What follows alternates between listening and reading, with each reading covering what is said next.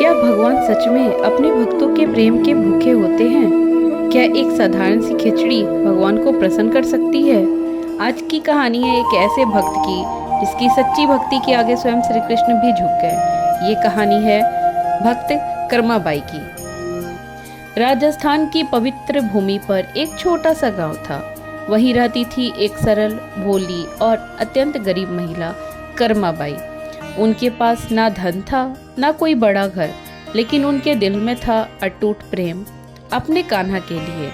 हर सुबह उठते ही वो सबसे पहले अपने ठाकुर जी को याद करती और उनके लिए भोजन बनाने की तैयारी में लग जाती।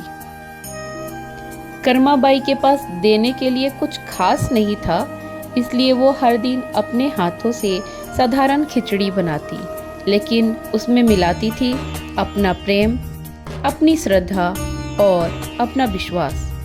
वो बिना नहाए ही जल्दी जल्दी खाना बनाकर भगवान को भोग लगाती थी, क्योंकि उन्हें लगता था मेरे कान्हा भूखे होंगे।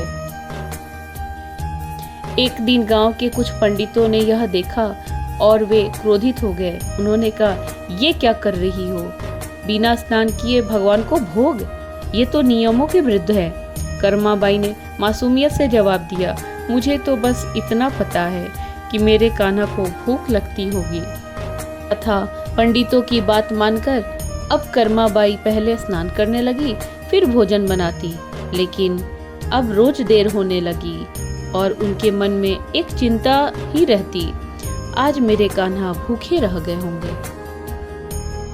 उसी समय द्वारका में श्री कृष्ण ने भोजन करना बंद कर दिया। रुक्मणी जी ने पूछा, प्रभु आप भोजन क्यों नहीं कर रहे हैं? भगवान मुस्कुराए और बोले, मेरी भक्त कर्माबाई आज देर से भोजन दे रही है, मैं उसी का इंतजार कर रहा हूँ। तभी भगवान स्वयं कर्माबाई के सामने प्रकट हुए। कर्माबाई हैरान रह गई, आंखों में आंसू और दिल में अपार प्रेम। भगवान बोले, मुझे तुम्हारा प्रेम चाहिए, नियम नहीं। तुम जैसे पहले भोग लगाती थी वैसे ही लगाओ। उस दिन के बाद कर्माबाई फिर से पहले की तरह प्रेम से खिचड़ी बनाकर भगवान को भोग लगाने लगी, और कहते हैं भगवान स्वयं आकर उनकी खिचड़ी खाते थे। तो इस कहानी से हमें क्या सीख मिलती है? भगवान को नियम नहीं, सच्चा प्रेम चाहिए। भक्ति में दिखावा नहीं, भावना होनी चाहिए। सच्चे दिल से किया गया प्रेम भगवान तक जरूर पहुंचता है। अगर आपको ये कहानी पसंद आई हो तो लाइक, शेयर और सब्सक्राइब जरूर करें। जय श्री कृष्ण। क्या आप भी मानते हैं कि भगवान प्रेम के भूखे होते हैं? तो कमेंट में लिखो, जय श्री कृष्ण।